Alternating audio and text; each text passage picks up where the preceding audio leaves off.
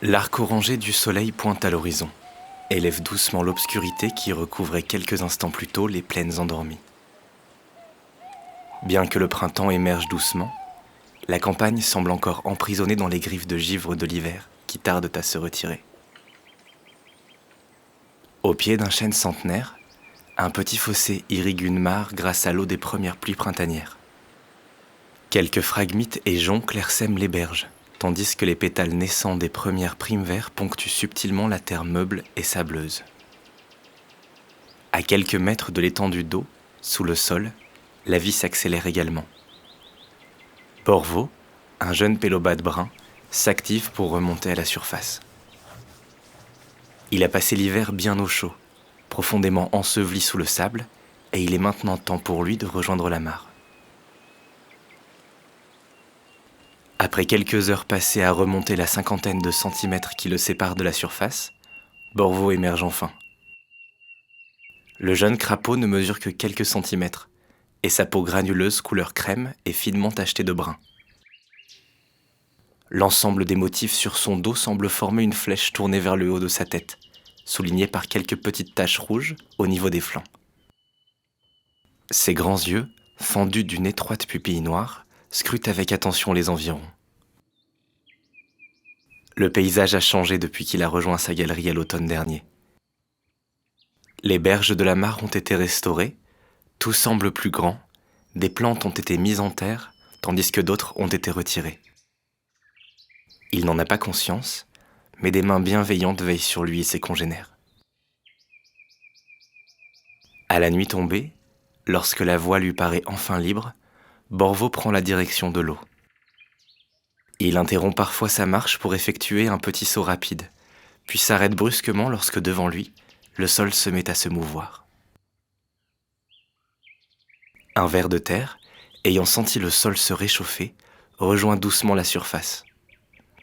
Malheureusement pour lui, le moment est mal choisi.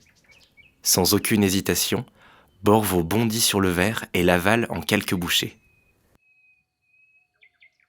Une fois repu, le pélobate reprend le chemin de la mare. Il accélère le pas lorsque l'eau apparaît enfin et plonge immédiatement. Elle est encore fraîche, mais ce n'est pas un problème pour Borvo, qui se propulse avec aisance dans le liquide en utilisant ses pattes arrière légèrement palmées. Tandis que la journée touche à sa fin et que les premiers astres se dessinent dans le ciel d'encre, Borvo se pose au fond de la mare, à quelques dizaines de centimètres sous la surface. La soirée est silencieuse, car les insectes chanteurs sont encore captifs de leur sommeil hivernal. Borvo rompt ce silence lorsqu'il se met soudainement à produire des notes. Sous l'eau, sa voix rauque est transportée à toute vitesse, et le jeune mâle est sûr de se faire entendre des femelles qui pourraient être aux alentours.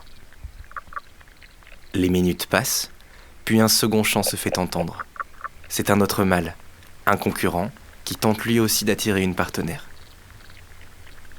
Les deux mâles se mettent alors à chanter à tour de rôle et entonnent leur hymne. Bien que chacun dévoile ses plus grandes acrobaties vocales, aucune femelle ne se rapproche de l'un d'eux. Alors que la nuit est maintenant bien entamée, il est temps pour Borvo de se reposer. Il recommencera à chanter quand le soleil sera au zénith. Le lendemain, en début d'après-midi, Borvo est prêt pour un nouveau concert aquatique. Bien agrippé à une plante, sous l'eau, il entame son chant saccadé et grave.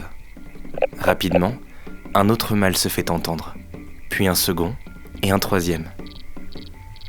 La concurrence est rude, mais Borvo est déterminé. Les heures passent, mais le pélobate reste patient. Les autres mâles continuent eux aussi à produire des vocalises, ce qui laisse penser qu'ils ne sont pas plus chanceux. Alors que Borvo est sur le point de tirer sa révérence pour cette fin de journée, le moment tant attendu se produit enfin. Il a réussi à attirer l'attention d'une femelle qui se rapproche. Celle-ci est un peu plus imposante que Borvo, mais possède les mêmes motifs sur la peau.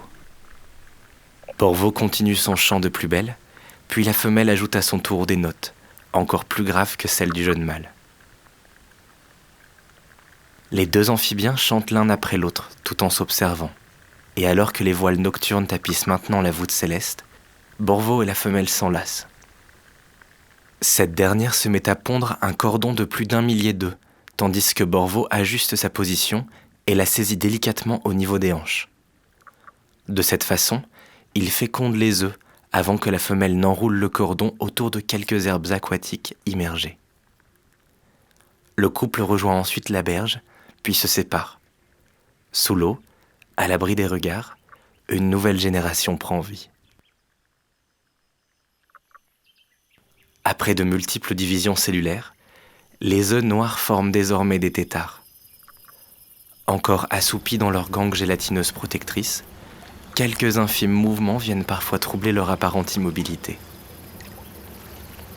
Jour après jour, ces mouvements s'intensifient, et lorsque le moment est enfin venu, les premiers petits s'extirpent lentement de leur œuf. C'est un effort formidable pour eux, qui leur demande de mobiliser toute leur énergie.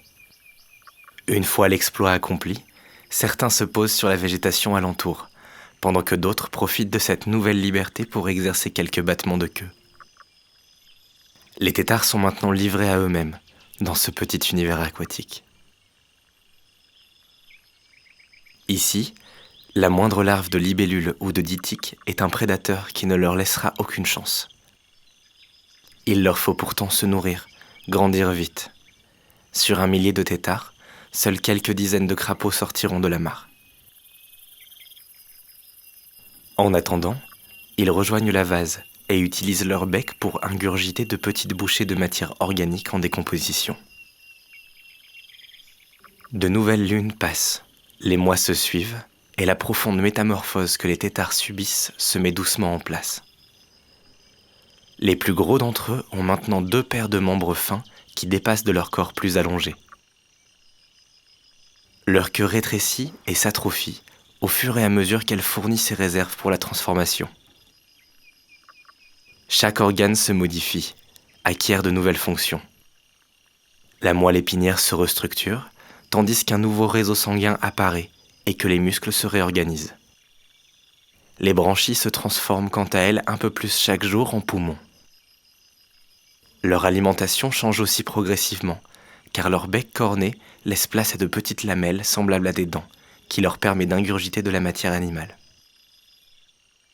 Maintenant que le ciel d'été s'embrase et qu'il colore le paysage de reflets chaleureux, il est temps pour une nouvelle génération de pélobates de découvrir le monde de la surface.